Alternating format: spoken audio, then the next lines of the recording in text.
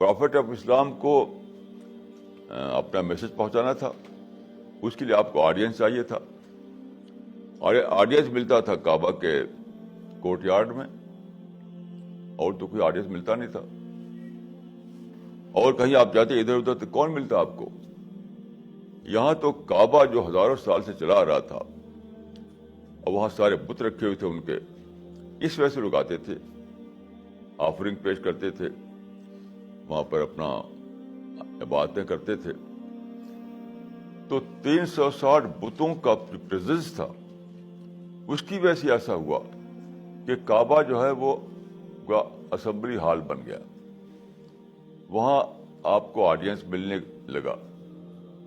تو ایک طرف وہ آڈینس تھا، ایک طرف بت تھے. آپ تھے ونیس آف گاڈ کے پرچارک تھے.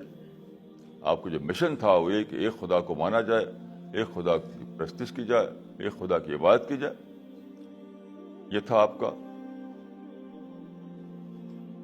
اب دیکھیے یہاں پر یہ دو چیزیں آ گئیں. ایک تھا جو آپ کا جو بلیف سسٹم تھا، آپ کا جو بلیف تھا، آپ جو ریلیجن لائے تھے، اس کے خلاف تھا یہ کہ وہاں پر سارے بت رکھے ہوئے ہوں.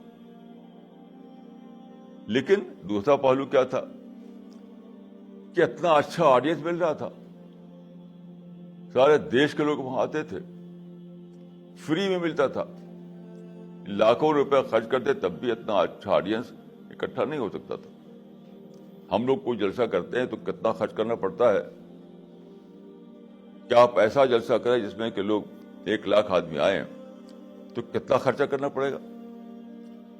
وہاں فری میں ایک آڈینس آپ کو مل رہا تھا. اب آپ نے دیکھیے یہاں پر وہی ڈی لنکنگ پالیسی اپنائی. Delinking policy. آپ 13 سال تک مکہ میں تھے، کبھی بھی آپ نے بتوں کو ٹچ نہیں کیا، کچھ نہیں. نہ تو پروٹیسٹ کیا، نہ کمپلینٹ کیا، نہ ٹچ کیا، نہ اس کو توڑا. کوئی ڈیمانڈ نہیں کیا کہ ہٹاؤ اس کو. اس کو ایک دم سائڈ میں رکھ کر کے، اس سے اگنور کر کے آپ یہ کرتے تھے کہ آپ ڈیلی جاتے تھے وہاں پر، اور جو آڈینس اکٹھا ہوتا تھا وہاں اس کو ایڈریس کرتے تھے. ایھا الناس قولوا لا الہ الا اللہ تفلحوا. تو قرآن آپ کو اترتا تھا، آپ جانتے ہیں کہ اکٹھے نہیں اترا قرآن. تو جو پارٹ اس کا اترتا تھا وہ جا کے اس کو سناتے تھے. جیسے والعصر ان الانسان لفی خسر،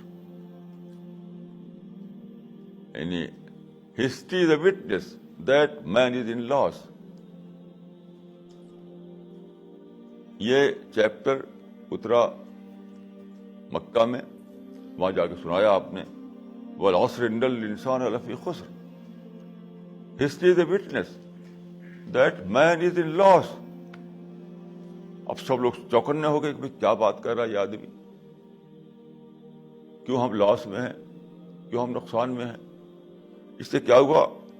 ڈائلاگ شروع ہوا، انٹریکشن شروع ہوا، ڈسکشن شروع ہوا. اور پھر جانتے ہیں کیا ہوا؟ 13 سال میں جو جتنے اچھے لوگ تھے مکے میں وہ سب آپ کے ساتھ مل گئے.